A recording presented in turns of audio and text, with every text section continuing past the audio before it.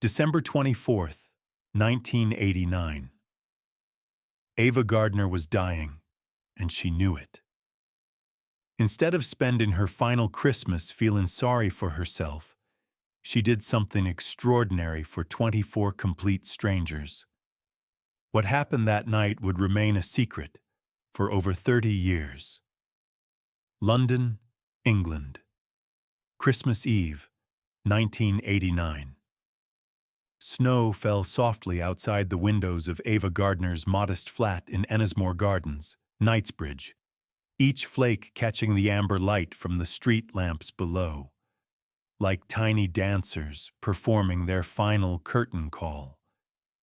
At 67 years old, she sat in her favorite burgundy velvet armchair, wrapped in a cashmere shawl that had once been cream-colored, but had faded to the pale yellow of old photographs, staring at a list of 24 names written in her increasingly shaky handwriting. The names belonged to people she had never met, would never meet, and who had no idea that one of Hollywood's greatest legends was about to change their lives forever. 3 months earlier, on a gray September morning that seemed to predict the melancholy of her remaining days, Dr. Richardson at the Royal Brompton Hospital had delivered the news with the clinical precision that doctors reserve for terminal diagnoses. The series of small strokes over the past 2 years had done irreversible damage to her brain tissue. Her kidneys, weakened by decades of hard living and harder loving, were failing at an accelerating rate. Her heart, which had been broken so many times metaphorically, was now literally giving out, its rhythm irregular and increasingly weak. She had, at most, 6 months to live, possibly less if another stroke occurred, or if her kidneys shut down completely.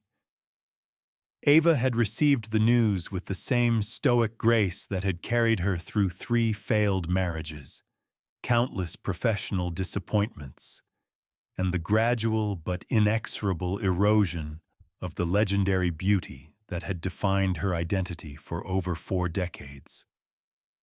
She had simply nodded, asked a few practical questions about pain management and the timeline of her decline, and walked out of the hospital into the gray London afternoon as if she had just been told about a minor inconvenience rather than her impending death. But that night, alone in her flat with only Carmen Vargas, her devoted housekeeper and companion who had become more family than employee over their 7 years together, she had broken down completely. Not from fear of death itself.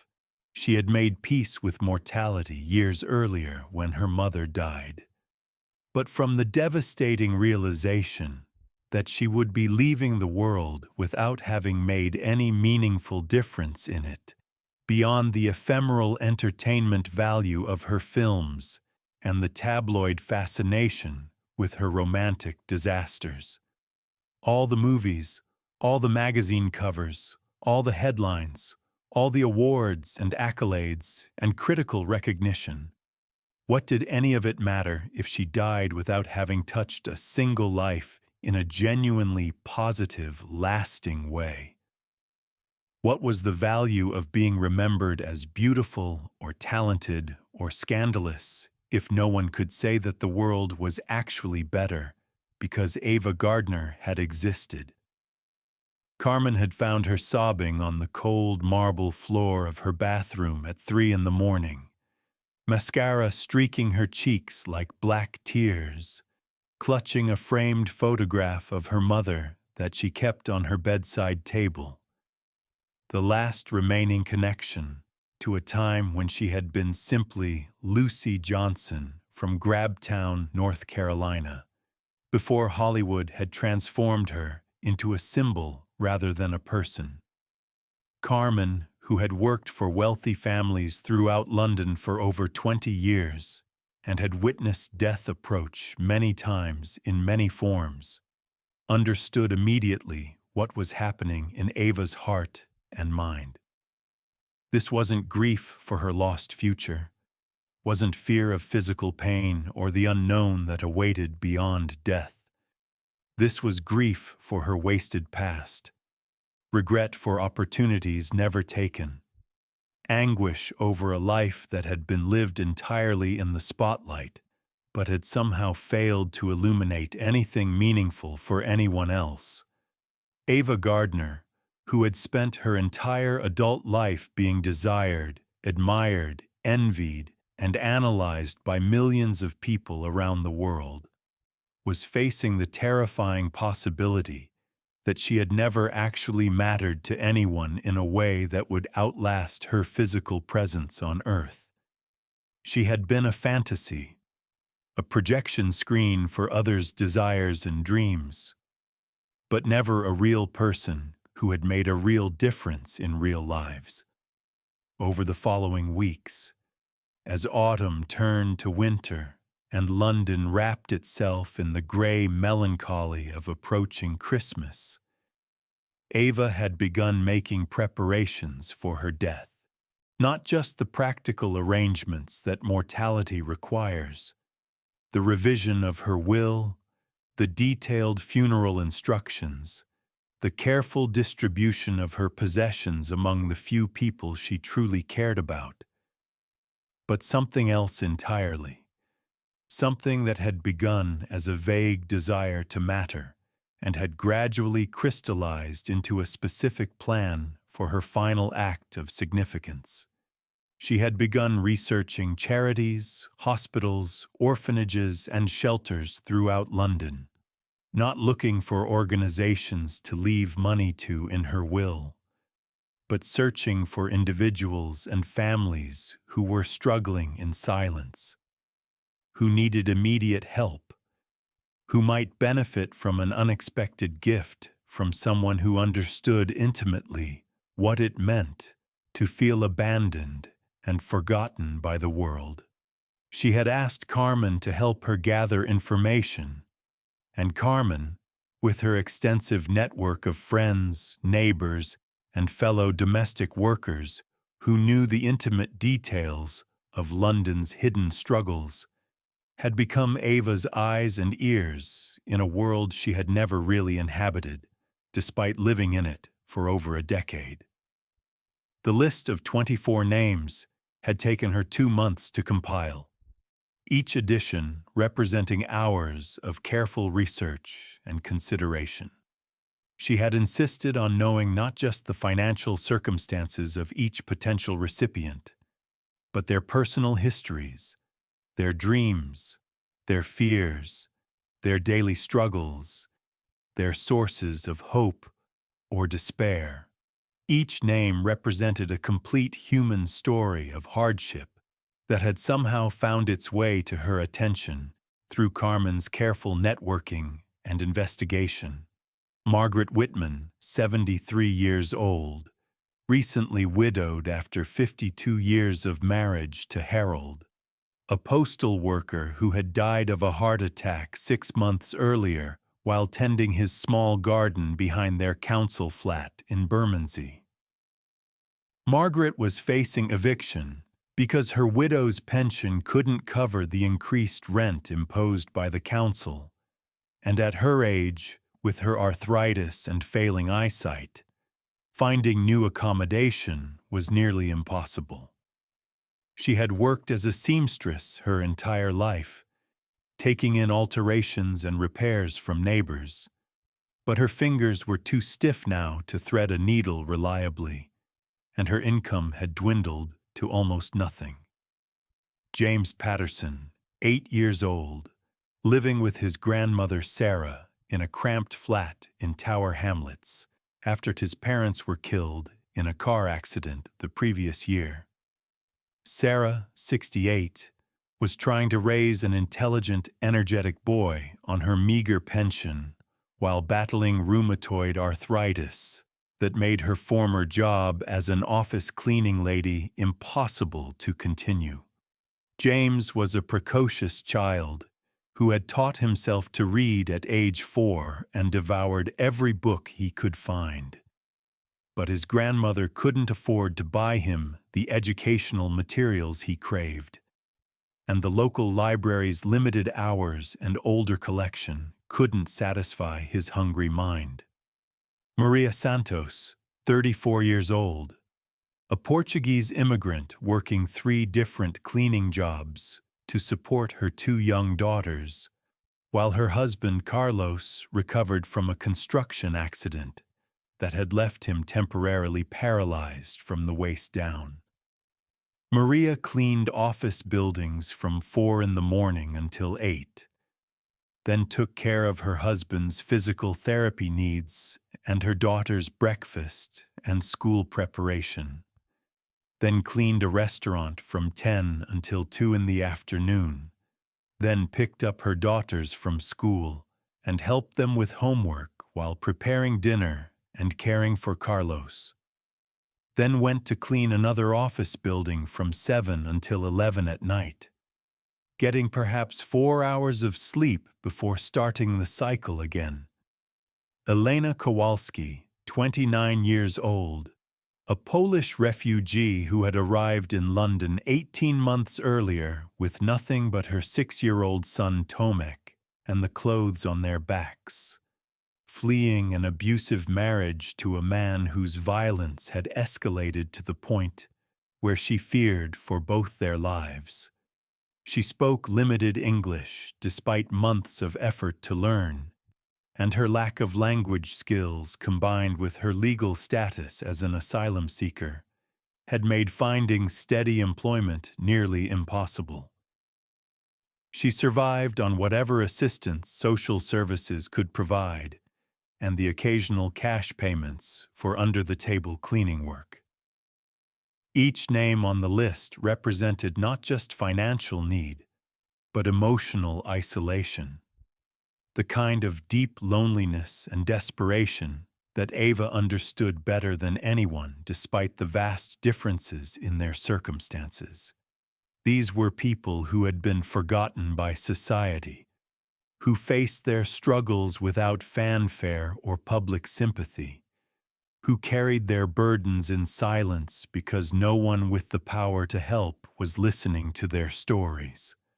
On December 15th, Ava had asked Carmen to begin the delicate process of converting most of her remaining liquid assets into cash and cashier's checks. The amounts varied depending on each person's specific circumstances and needs, but none was insignificant. For Margaret Whitman, enough money to pay her rent for 3 years and cover her living expenses comfortably for the rest of her natural life. For James and his grandmother Sarah, enough to cover his education through university if invested carefully, plus additional funds for Sarah's medical care and household expenses. For Maria Santos, enough to allow her to quit 2 of her 3 jobs immediately and focus on her family while Carlos completed his recovery. For Elena and Tomek, enough to cover 2 years' rent on a proper flat, English language classes for Elena, private tutoring for Tomek to help him catch up academically, and legal assistance to secure their status in the UK. But Ava had insisted that the money be only part of each gift. Each person would also receive something personal, something tangible that showed she had taken the time to understand their individual circumstances, their specific dreams and needs, their humanity beyond their immediate financial crisis. For Margaret, a collection of classic novels that Carmen had discovered she enjoyed but could no longer afford to buy, along with a comfortable reading chair that would ease the arthritis in her back and a small electric heater for her bedroom so she wouldn't have to choose between warmth and food during the cold winter months. For James, an entire library of children's books, educational games, art supplies, and scientific equipment that would challenge and nurture his obvious intellectual gifts, plus a year's membership to the Natural History Museum and other educational institutions that would expand his world beyond the narrow confines of his current circumstances. For Maria, not just the money to reduce her work schedule, but a year's worth of groceries delivered weekly to her home so she would never have to worry about feeding her family, plus arrangements for a private physical therapist to work with Carlos and accelerate his recovery, and enrollment for her daughters in after-school programs that would provide them with educational support and social opportunities she couldn't otherwise afford. For Elena, comprehensive English language tutoring, job training in hotel management, where her natural organizational skills would serve her well, childcare for Tomek during her classes, and connections to other Polish immigrants who had successfully established themselves in London and could provide ongoing support and friendship. Christmas Eve had arrived gray and cold, with the kind of bone-deep chill that seemed to seep through London's old buildings and settle in the joints of anyone over 60. Ava had awakened before dawn, her body weak and her breathing labored, but her mind crystal clear about what she needed to accomplish before the day ended. The months of planning were about to culminate in 24 acts of anonymous kindness that would ripple through lives and families for generations. Carmen had arranged everything according to Ava's precise instructions, coordinating with delivery services, charitable organizations, and individual volunteers who had agreed to help distribute the gifts without knowing their source. 24 anonymous deliveries would be made throughout London on Christmas Eve, each accompanied by a simple white envelope containing a brief, handwritten note explaining that someone who understood what it meant to feel forgotten wanted the recipient to know they were seen, valued, and worthy of love and support. The notes were signed simply, "A friend who understands." No mention of Ava Gardner, no hint that one of the world's most famous women was behind these acts of extraordinary kindness. Ava had been adamant about maintaining complete anonymity, not out of false modesty or fear of publicity, but because she wanted the recipients to feel that they deserved kindness for its own sake, not because they had somehow caught the attention of a celebrity. She wanted them to understand that their worth as human beings was intrinsic, not dependent on external validation or recognition from someone famous or powerful. As the afternoon progressed, and Carmen coordinated the complex logistics of simultaneous deliveries across London, Ava found herself thinking about each of the 24 families and individuals who would soon discover that their lives had been fundamentally changed by someone they would never meet, never thank, never know. At exactly 6 o'clock, according to the carefully choreographed schedule that Carmen had developed, the first delivery van arrived at Margaret Whitman's address in Bermondsey, South London. Margaret answered her door expecting perhaps a neighbor or a social worker, and instead found herself facing a delivery driver with arms full of packages and envelopes. The reading chair was delivered first, followed by the books, the heater, and finally the envelope containing the check and the letter explaining that someone who understood loneliness wanted her to know that she was not forgotten. By 7 o'clock, James Patterson was standing in his grandmother's small living room, staring at boxes upon boxes of books, educational materials, art supplies, and scientific equipment that had transformed their cramped flat into a wonderland of learning opportunities. Sarah was crying as she read the letter, explaining that someone believed in James's potential and wanted to ensure that his intellectual gifts would be nurtured and developed regardless of their financial limitations. By 8 o'clock, Maria Santos was sitting at her kitchen table surrounded by grocery vouchers worth a year's worth of food for her family. A check that would allow her to quit 2 of her 3 jobs immediately, and information about the physical therapist who would begin working with Carlos the day after Christmas. She was crying too hard to read the letter aloud to her daughters, but they understood from her tears that something wonderful was happening. By 9 o'clock, Elena Kowalski was staring at documents that would change her entire future. Enrollment forms for English classes, job training programs, legal assistance, and childcare arrangements that would allow her to build the stable, independent life she had been struggling to create for herself and Tomek. Throughout the evening, similar scenes were playing out in council flats, shelters, small apartments, and temporary accommodations throughout London. Families discovering that their utility bills had been paid for the next year. Single mothers finding envelopes containing enough money to cover their children's school fees and clothing. Elderly people learning that their medical expenses were covered and their housing was secure.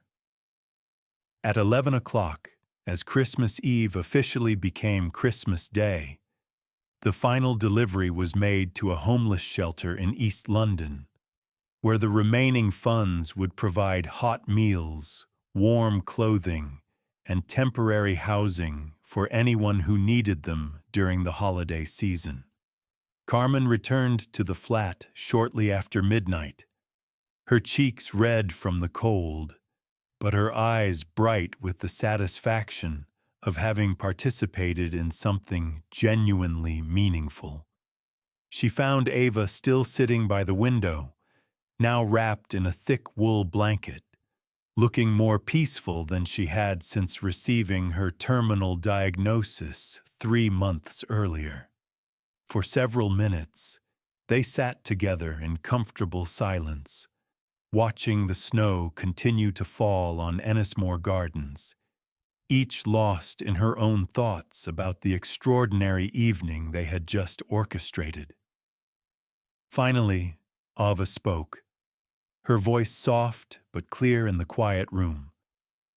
She told Carmen that for the first time since learning about her terminal illness, she felt ready to face whatever came next. She had spent her entire career playing characters who touched people's lives through the magic of cinema. But tonight she had touched real lives with real help, real compassion, real love that would continue to matter long after she was gone. Carmen promised that the secret would remain safe with her, and she kept that promise faithfully for over 30 years. Only after both women had passed away did Carmen's own family discover the detailed records that Ava had insisted she maintain. The 24 families and individuals never learned the identity of their mysterious benefactor. Margaret Whitman lived comfortably in her Bermondsey flat for 6 more years, often telling neighbors about the Christmas miracle that had saved her home and her dignity. James Patterson eventually became a mathematics teacher and later a headmaster, always crediting his academic success to the mysterious gift of books and educational materials that had arrived on Christmas Eve when he was 8 years old.